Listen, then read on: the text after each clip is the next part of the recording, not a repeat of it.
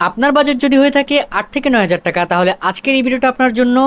এরকম বলে ভিডিও শুরু করাই যায়, বাট আপনারা অবশ্যই থাম্বনেলটা দেখেই ক্লিক করছেন যে আজকে বেনকোর B90 প্লাসকে নিয়ে আমরা কথা বলবো, আর যেটার প্রাইস মাত্র 8,990 টাকা। সো এই প্রাইস পয়েন্টে এই ফোনটা আমাদেরকে কী অফার করতেছে আর কাদের জন্য এই ফোনটা আসলে ইউজফুল হবে সেটাই জানবো আজকের এই ভিডিওতে। সো বেশি কথা না বাড়িয়ে চলুন শুরু করা যাক আজকের এই ভিডিও। সর্বপ্রথমে যদি কথা বলি, এই বাজেট এন্ট্রি লেভেলের এই স্মার্টফোনটা তৈরি করা হয়েছে সেকেন্ডারি ফোন হিসেবে আপনি যদি চান ইউজ করতে পারেন, বা অনেকেই এখন বাচ্চাদের সেফটির জন্য একটা ফোন দিয়ে থাকে, যদিও দেওয়া উচিত না, বাট সেক্ষেত্রেও আপনি দিতে পারেন। বা আপনার বাসায় যদি কোনো রকম মুরব্বি থাকে যারা কন্টেন্ট ওয়াচ করবে বা কল করার জন্য ফোনটা ইউজ করবে, তাদের জন্য মোটামুটি ডেইলি যে ডে টু ডে ইউজ আছে সেগুলোর জন্য পারফেক্ট। সো এবার এই স্মার্টফোনটার স্পেসিফিকেশন সম্পর্কে জানা যাক। এই স্মার্টফোনটা তৈরি হচ্ছে পুরোটাই প্লাস্টিক বডি, কজ একটা বাজেট ফোন বোঝাই যায়। আর কম দামি ফোন বলতে অনেকেই ভাবে যে একদমই বাজে ফোন হবে, বাট এটার ডিজাইন কিন্তু সুন্দর দেখতে, হাতে নিলে প্রিমিয়াম ফিল যদিও না পাবেন তবে একটু প্রিমিয়াম ফিল আপনার হবেই। নেক্সট যদি বলি, স্মার্টফোনটার ওজন রয়েছে 197 গ্রাম, এর থিকনেস রয়েছে 9 মিলিমিটার, মানে মোটা তো একটু বটেই, তবে দেখতে সুন্দর আছে। নেক্সট যদি কথা বলি স্মার্টফোনটার ডিসপ্লে সেকশন নিয়ে, সেখানে আমরা পাচ্ছি 6.56 ইঞ্চির একটি ডিসপ্লে, যেটি একটা IPS LCD প্যানেল, যেটি HD+ রেজুলেশনের 90 হার্জ রিফ্রেশ রেট যুক্ত, 89.56% স্ক্রিন টু বডি রেশিও এবং 20.2:9 এক্সপেক্ট রেশিওর একটি ডিসপ্লে আপনারা এখানে পেয়ে যাচ্ছেন, যেটা মোটামুটি এই বাজেটে যে ভালো।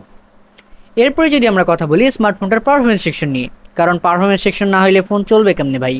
সো এরপর যদি কথা বলি পারফরমেন্স সেকশন নিয়ে, সেখানে আমরা পাচ্ছি প্রসেসর হিসেবে ইউনি SoC টাইগার T606 অক্টাকোরের একটি প্রসেসর, এবং তার পাশাপাশি রয়েছে মালি G57 650 মেগাহার্জের একটা গ্রাফিক্স, আর এর আউট অফ দ্য বক্সে Android 13 রয়েছে এর OS হিসেবে, যা একটা ভালো ব্যাপার।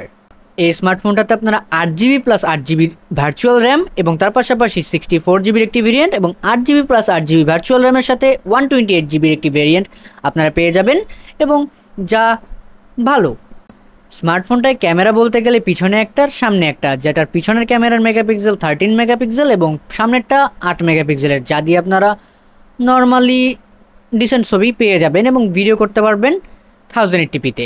এই স্মার্টফোনটাতে আপনারা USB Type-C পেয়ে যাচ্ছেন, মাইক্রোফোন পোর্ট পেয়ে যাচ্ছেন 3.5mm এর, এবং তার পাশাপাশি এটাতে সাইড মাউন্টেড ফিঙ্গারপ্রিন্ট রয়েছে, যেটা এটার একটা ভালো দিক।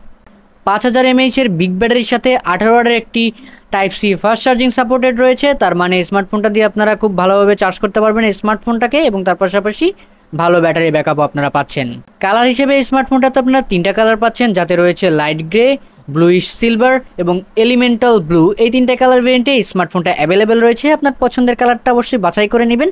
এবং স্মার্টফোনটার প্রাইস শুরু হচ্ছে 8,990 টাকা থেকে, এবং এই স্মার্টফোনটা আপনার কাছে পিঠের যত রকম শোরুম আছে সেখানে খুঁজে দেখতে পারেন, অবশ্যই পেয়ে যেতে পারেন। অফিসিয়াল স্মার্টফোনটা বাংলাদেশে পাওয়া যাচ্ছে, এবং স্মার্টফোনটার সাথে সাথে আজকের এই ভিডিওটা কেমন লাগলো সেটাও কমেন্ট করে জানাতে পারেন নিচে, এবং অবশ্যই দেখা হবে নেক্সট কোনো ভিডিওতে নতুন কিছু নিয়ে। Till then stay safe, be happy, tata and chill bro.